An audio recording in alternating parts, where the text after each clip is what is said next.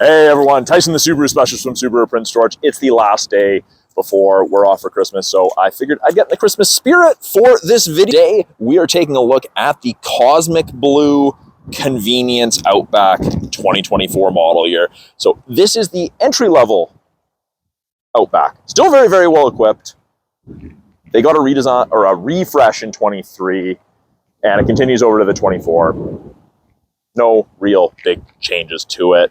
You got this new front hexagonal shaped kind of honeycomb style grille. You've got those gray metallic wings off of the logo, and they go into those smaller, more aggressively styled LED steering responsive headlights. We get forward facing LED fog lights as opposed to the vertical ones that used to be right here. We've got this C-cut faux vent channel sort of thing going on, and that's similar on all of the Subarus that are coming out with refreshes or redesigns. Visually, you can tell it's a convenience model because you get the steel wheels with the hubcaps. We've got the cladding around the wheels and along the bottom of the Outback, and that protects against rock chips. Some people like it, some people don't. I'm a fan of it. This customer has opted for the flexible Subaru mud flaps, kind of like a rally armor. Not the same material, but flexible, so you don't really lose ground clearance with it. It's fantastic. In the turn signal, or in the mirror, you have your turn signal. This is black painted on all of the Subaru Outbacks for Canada. We get the integrated roof rails with the built-in crossbars. We have tie downs front and rear. To use these, we simply lift. It's frozen. There we go. Flip it across and bring the other side over here and go in the corresponding hole. So you have crossbars when you need them. You can hide them away when you don't need them. Great to have. Give you that side profile. And it is that stereotypical Subaru wagon, just lifted. 8.7 inches of minimum ground clearance on this, which is more than most half-ton pickups. Ford, Chev, Dodge, this has more ground clearance than the half-tons in each of those. Fuel door is on the rear passenger side, and it is tied to the driver door unlock. So if your driver door is unlocked, this is unlocked. As soon as I lock the driver door, a little pin's going to shoot out. That would lock in there. And I got to ask, why is it white? Well, it's lubed up, because that's a moving part. That's why. Rear 3/4 view. Great looking vehicle. Practical. At the back, as you can imagine, we will have a ton of storage to open it. 2 stars. I guess it would help if I unlocked it. So you can click twice or you can click once and it'll unlock it. And in the back, we have a ton of storage. So entry level does not come with a cargo tray, but it does come with a privacy cover. And this is a 2-stage privacy cover. So it sits in that first slot. And the idea is your hands are full, you're picking up a box. That is not a lot of load height. So you simply push and you can see how it slides and let go. And it retracts. And that is a lot more height to load things. And it still hides most things from the top of the seats down. Carpet floor mats come with it from factory. This customer opted to install the rubber ones. This is the front plate bracket. We don't install them before the customer picks it up, just in case they don't want it. Spare tire tools underneath the false floor. And something that I really like, you've got a hook here, you undo that and you hook it on top of that seal. So it holds this if you ever have to grab the spare tire tools and the spare tire out. It's hugely beneficial. We've got 12-volt power point, along with nice hard mount physical tie downs. You've got 4 of those. You've got 1 in each corner. Little storage cubby. Grocery bag hooks that flip down. And that's on both sides. And this can actually be removed. You can see the button right there. And you can actually tuck that entire thing underneath here. Now to fold the seats, I've got this handle. 60-40 split, handle and handle. To close it, handle right there. Second row. There's a lot of room. I'm a bigger guy. I fit comfortably in the second row of the Outback. You've got good headroom. You've got great leg room. These seats go up super easily. Black cloth upholstery. Very, very comfortable seats in the Outback. Despite it being the entry level, the comfort's amazing. Fold down armrest with integrated cup holders. Again, you don't really see that in a lot of base model cars, but base model doesn't have to mean basic. And then we have easy access to the latch system if you've got child seats. Now, to fold these or recline these, lift and push, and it is a lot easier to do with 2 free hands, but you can see it reclined. And I just put it back. So it's not like you're reclining in a lazy boy, but it's enough that you could probably take a nap if you had to in the second row. We've got fold down armrest. We've got 2 USB ports in the second row. Keep everyone connected. Little storage cubby. We've got map back pockets on the back of both front seats. We have vents underneath each front seat facing rearward to heat up or cool down the second row. Rubber mats, high wall. They've got the little lip on them. This is designed to be grippy, and you're supposed to step on that if you're loading anything onto the roof. It's a lot safer than standing on the tire because the tire sits inside the fender. You'll get more of your foot on that than you will there. Rear door card, soft touch, very comfortable actually. Power window, you've got a little bit of storage with a bottle holder, and should you need it, child lock. Now to go with that child lock, you're thinking safety. We've got that little silver bar, and it locks in right there. It's an extra side impact crash safety bar that Subaru's installed to stop intrusion into the passenger cab in the event of a side collision. Keyhole, because in the convenience, it's a regular key. Up front, driver door card, looks very, very similar. Soft touch. We've got window lock, all 4 power windows. Just the front 2 are auto. Power windows, a little bit more storage with a bottle holder. And the seating material is the exact same. The bolstering is definitely a little bit more aggressive on these. But overall, very, very comfortable seats. These headrests are adjustable. You can tilt them to be closer to the back of your head, because the closer to the back of your head the headrest is, the less likely you are to experience whiplash in the event of a rear collision. We've got power seat, including lumbar support on the inside here. By the driver's left knee, I've got a scroll wheel for the brightness of the gauges. That's all that is. These blanks, that's where other safety tech would have been previously, but we just have that in our screens now. Dash is soft touch. Keyed ignition, of course, with a regular key.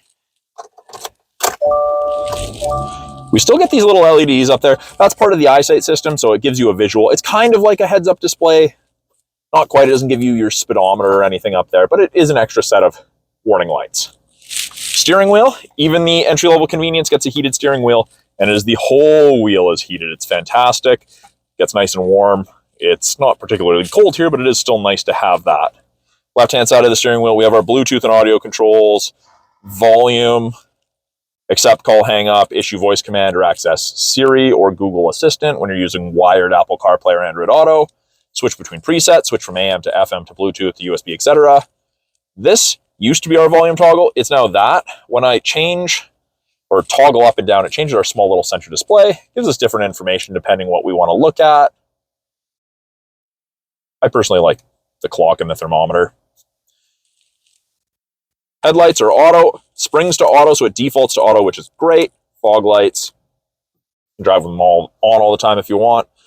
Right-hand side, we have our adaptive cruise, and we get our lane centering. So both of those systems use these 3 black boxes, those stereo EyeSight cameras, to look for vehicles, pedestrians, cyclists, and road lines. And they do things like automatic emergency braking, lane centering, adaptive cruise. It's amazing. It's great safety tech.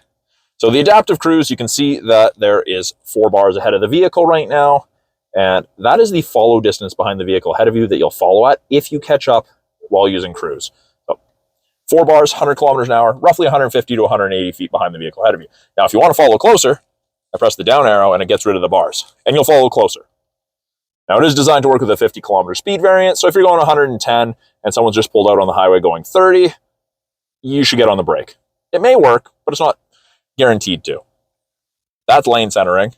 So we've got these gray lines on either side of the Outback. If the cameras can see the road lines, whichever side it can see will illuminate white like the cruise bars, and then it will give you gentle steering input to help keep you in the middle of your lane. It'll help take you through corners, but it is not hands-free. We are not Tesla. We're not self-driving. Don't take your hands off the wheel. The car's going to get mad at you.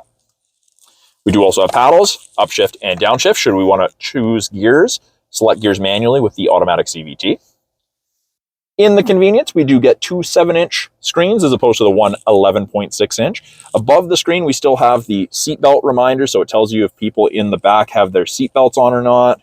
So that's the rear, that's the passenger. Airbag is off on the passenger side because there's nothing in it, and it'll go on when someone's on it up at a certain weight. I think it's 50 pounds, if I'm not mistaken. I could be wrong about that. Top screen, We've got apps. We have wired Apple CarPlay and Android Auto. You get Sirius, Travel Link, settings, radio, media, hook your phone up to Bluetooth. When I put it in reverse, backup camera pops up, shows you the top of the bumper, so you have something to relate to. And as I turn the wheel, those lines move, show you where you're going to end up if you keep your wheel turned that way. Still have physical volume and tuning knobs. And we have these buttons down here.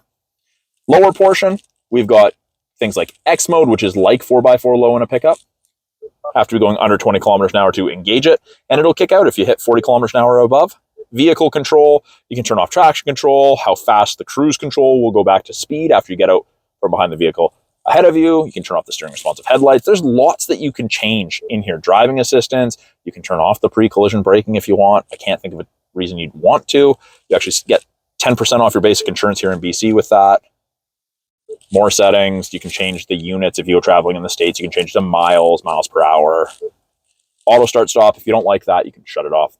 And you have to do that every time the ignition cycles, but it's a button click and it's, what, I don't know, 6-7 inches from the shifter, so you can just make it a habit. We've got our heated mirrors and back window, front defrost. We've got our temperature toggle, and you can see right here, it goes up and down in 0.5 degree increments. So low is 14.5. When I press that, it brings up where I would like to have my airflow directed. If I want AC on, easy to use. Big fan strength buttons that are easy to touch. Just going to turn that back up. Turn it off altogether. Easy to use. Below that, we've got a USB and an aux. A little bit of phone storage. Electronic park brake, pull up to turn it on. With my foot on the brake and I push down, it shuts off. If my foot is not on the brake and I push down, it comes up. Depress the brake pedal. Foot on the brake. There you go. Drive, manual mode if you want to use the paddles. Deep cup holders, and we do have a drink raiser if you use small or medium drinks. So just makes it so you're not just grabbing the lid, you can actually get a decent grab on it. Soft touch armrest with a card holder / change tray. Got a 12-volt outlet in there, along with VIN stickers. And this is actually soft touch. There's a piece of carpet in there and places to run your cords if you're running anything through there. You don't crush them when your armrest is down.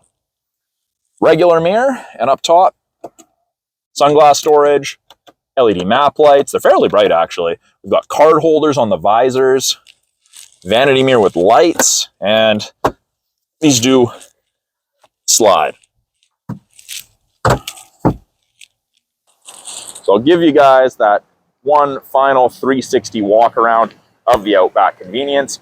I did forget to mention it's powered by a 2.5 liter 4-cylinder boxer engine, gets 182 horsepower, get great fuel efficiency out of it, plenty of pep. If you're after more power, you can get the 2.4 liter turbocharged XT in the higher end trims or the Wilderness. And it's a lot more power at 260 versus the 182. But I love the wagons. I have the 2.5 in mine, and I find it more than adequate for my needs. But of course, your mileage is going to vary depending upon what you use your vehicle for. So that is a quick look at the 2024 Subaru Outback convenience in the Cosmic Blue. I'm Tyson, the Subaru specialist from Subaru Prince George. Thanks for watching this video. If you guys have any questions about this car behind me, any of the cars in our lap, any of the tech, or anything I showed in there that you want clarification on, put it in the comments below. I'm more than happy to answer any questions that you guys may have. So again, thanks for watching. We'll talk soon.